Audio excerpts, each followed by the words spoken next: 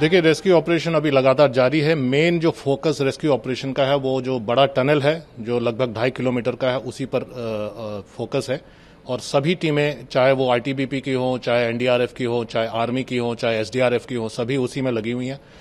Tunnel में समस्या ये है कि मिट्टी बहुत दलदल और मिट्टी बहुत है, तो मिट्टी को क्लियरिंग की जा रही है और इंजीनियरिंग विंग जो आर्मी का है उसमें उन्होंने अच्छा काम किया है और लगभग 1 किलोमीटर से ज़्यादा क्लियरेंस हो चुका है।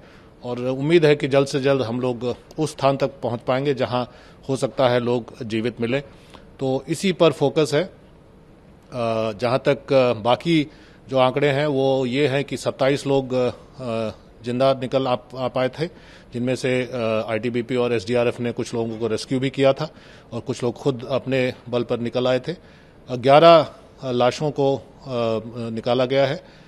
इस तरह से 27 और 11 और बाकी जो 153 मिसिंग बताए जा रहे हैं, जो कि आंकड़ा state emergency operation centre Dehradun से मिला है और उसी के परिप्रेक्ष्य में ये अंदाज किया जा रहा है कि 153 में से 40-50 जो है टनल में ही फंसे हुए हैं।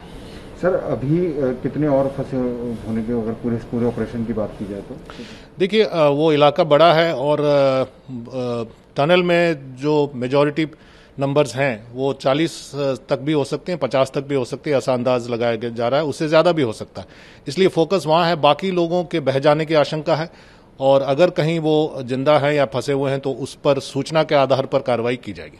तो यहाँ से ज़्यादा लोग थे, लेकिन दूसरे राज्य कम यहाँ से ज़्यादा। जो आसपास के गांव के लिए थे उनको तो आपदा प्रबंधन के अंतर्गत ये 4 लाख रुपया मिलेगा और उसके अलावे फिर हम क्या कर सकते हैं। सर, कितना लॉस हुआ है सर एनटीपीसी का? अगर पूरी सरकार की बात करें, कितने का प्रोजेक्ट था, कितना? बिल्कुल टोटल एस्टिमेट है। ये अभी लोग ये कहेंगे तो प्योर एस्टिमेट है, करीब 1500 करोड़ का। कितना लॉस हो गया? लेकिन ये लॉस एक बार, मूल बात है कि हमारे लोगों का ये तो कमीशन होना था 2023 का, लेकिन अब कब कमीशन होगा ये अब बिल्कुल कहना कोई बात नहीं। पहले हमको इसका असेसमेंट करना होगा।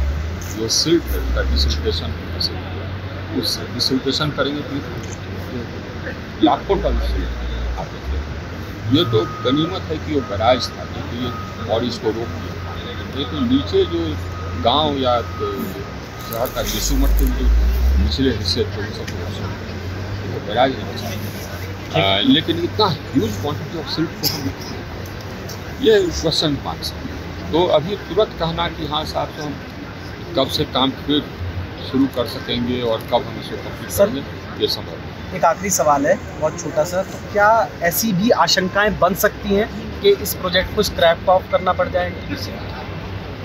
नहीं, सर, कुछ अदर स्टेट के भी लोग मिसिंग होने की वो आ रही है, क्या है पूरा मामला? देखिए, जो मजदूर वर्ग इसमें से मिसिंग है वो मोस्ट प्रोबेबली ईस्टर्न यूपी और बिहार साइड का है। करीब जो कंफर्म्ड है हमारे पास, यूपी से मुझे संपर्क किया गया है, 30 लोग लखीमपुर खीरी के हैं।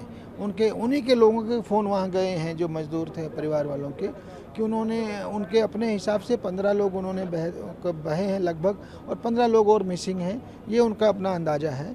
तो हो सकता है जो मिसिंग है वो टनल में हो। तो 30 लोगों का, इनमें से जो मिसिंग का टोटल आंकड़ा 202, उसमें से 30 लोग लखीमपुर खीरी के होना ज्ञात हुआ है। और कहीं के नहीं हो सकते?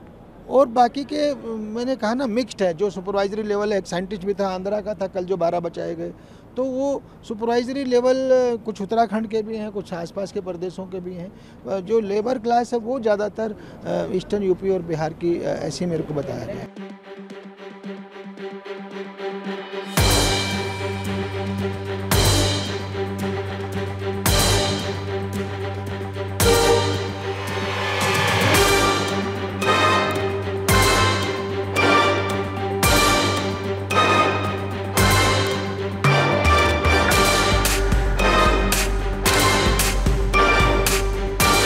देखिए, मैं बताना चाहूँगा, कल जैसे हमें सूचना मिली थी कि इस तरह से ग्लेशियर बस्ट हुआ है एवलांच की वजह से, तो एयरपोर्ट हम लोगों ने कल पूरी तरह सारी इमरजेंसी तैयारी हमने कर ली थी।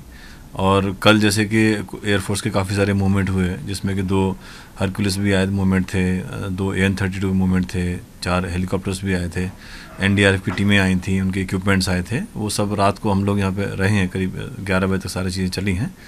और उसके बाद में आज सुबह से इनकी जो हेलीकॉप्टर मूवमेंट्स हैं, यानी कि यहाँ से जो इनकी NDRF की टीम्स हैं और उनके जो इक्विपमेंट्स हैं उनको लेके जा रहे हैं, वो मूवमेंट हुए हैं।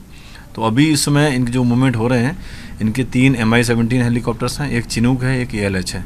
ये सारे मूवमेंट कर रहे हैं। तो टोटल मिला के यहाँ से 9 बार तो मतलब मूवमेंट जाने के हो चुके हैं और 6 बार आने के हो चुके हैं। तो जिसमें कि ये सारे मूवमेंट शामिल हैं हेलीकॉप्टर्स के, बता रहा हूँ आपको मैं। अब बाकी दिन भर जैसे जैसे इनका एयरफोर्स का रहेगा, ये NDRF की जो रिक्वायरमेंट रहेगी, ये मूवमेंट अपने करते रहेंगे। हमने एयरपोर्ट पे इनके मूवमेंट को एकोमोडेट करने के लिए सारी तैयारियां करके रखी हुई हैं। कभी भी किसी समय भी अगर जरूरत पड़ती है तो हम अपने एयरपोर्ट को 24 घंटे भी खुला रखने के लिए तैयार हैं।